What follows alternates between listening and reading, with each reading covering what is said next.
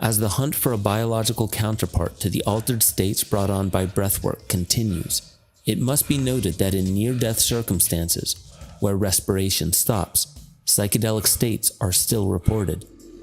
This leads us to the third and final groundbreaking discovery of John Dean's 2019 publication. In the lab, cardiac arrest was induced on rodent models, and the brain measurement results were astounding. A 600% increase in DMT in the visual cortex was observed.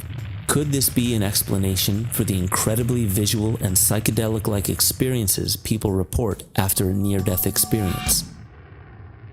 I was in a place that was thinking, wow, how did I get in here? Isn't this interesting? And then my very next thought was, oh, I wonder if I can get out. And all of a sudden I was back in my body. When you're in a coma for 8 to 10 days, you're basically knocking on the door. I was talking to my dad. He had this green thing on. I just remember him saying, I'm not ready for you, son.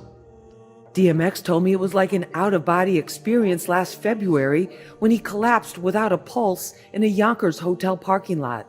You know, unbelievable to some people, but I remember seeing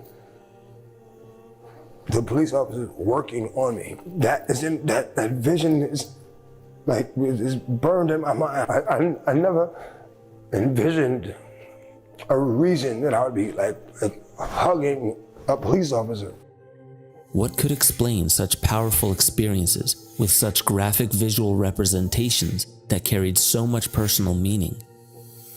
I think it was a moment that I was somehow being given a choice. DMT is also neuroprotective, and that's probably the real function of it. When an animal has cardiac arrest, the levels of DMT go up 600%. Not to provide a light show necessarily, it's to protect the neurons from dying from lack of oxygen. As these experiences often make profound lessons quite simple, understanding the science of endogenous DMT is anything but.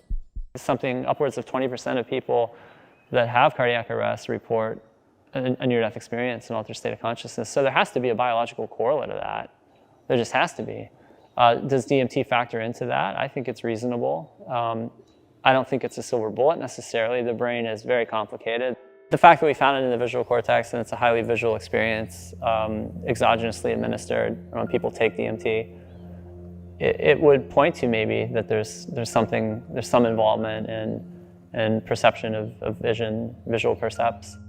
I do think it's interesting that it was in the visual cortex, for instance, because there are so many reports of people who undergo near-death experiences who see extreme bright lights or who even have very visual representations of a life review, for instance. Where is that visual interpretation coming from?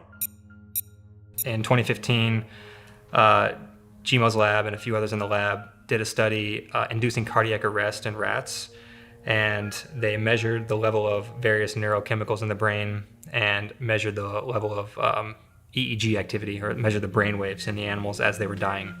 And what they found was there was not only a massive surge in a number of different neurochemicals just following the onset of cardiac arrest, but there was also this increase in global coherence and brain activity that happened after cardiac arrest had been induced.